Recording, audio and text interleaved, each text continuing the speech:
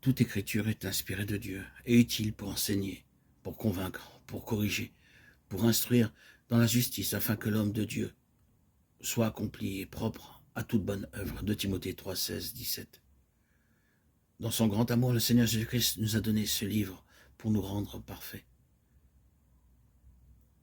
C'est pourquoi nous devons consacrer suffisamment de temps à genoux, à étudier sa parole, pour le connaître toujours davantage, lui et ses vérités.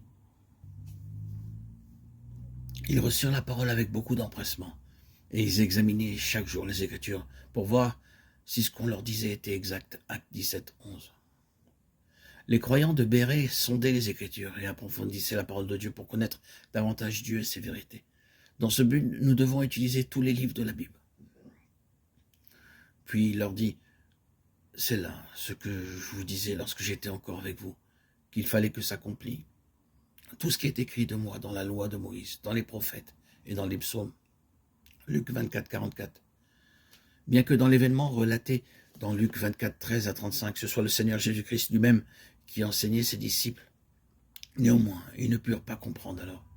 Mais lorsqu'il ouvrit leurs yeux à l'entendement, ils le reconnurent et ils comprirent ses souffrances, sa mort et sa résurrection. Nos yeux spirituels doivent s'ouvrir toujours davantage pour voir sa beauté. Aussi devons-nous prier constamment. Ô Seigneur, ouvre les yeux de mon entendement pour te connaître, toi et tes vérités.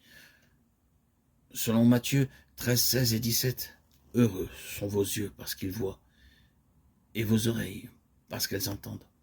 Je vous le dis, en vérité, beaucoup de prophètes et de justes ont désiré voir ce que vous voyez, et ils n'ont pas vu.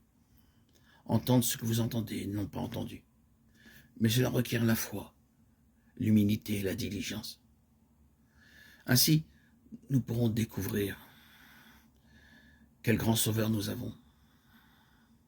Au 2e chapitre des Hébreux, l'apôtre écrit au sujet du dessein élevé que le Seigneur a en vue en nous sauvant, et de la haute vocation à laquelle il nous a appelés. Mais si nous n'y prenons pas garde, nous ressemblons à un récipient qui fuit. Un vase de terre, par exemple, peut avoir une toute petite fêlure, tellement petite qu'on ne l'aperçoit pas. Mais le contenu de ce vase baissera peu à peu, jusqu'à ce que celui-ci soit vide.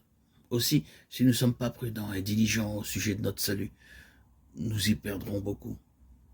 Pour devenir notre sauveur, le Seigneur a dû se vider lui-même complètement. Il a dû quitter son trône et sa gloire, et naître dans une crèche. Pour nous, il s'est fait pauvre, et il a offert son corps tout entier pour être brisé et son sang pour être versé.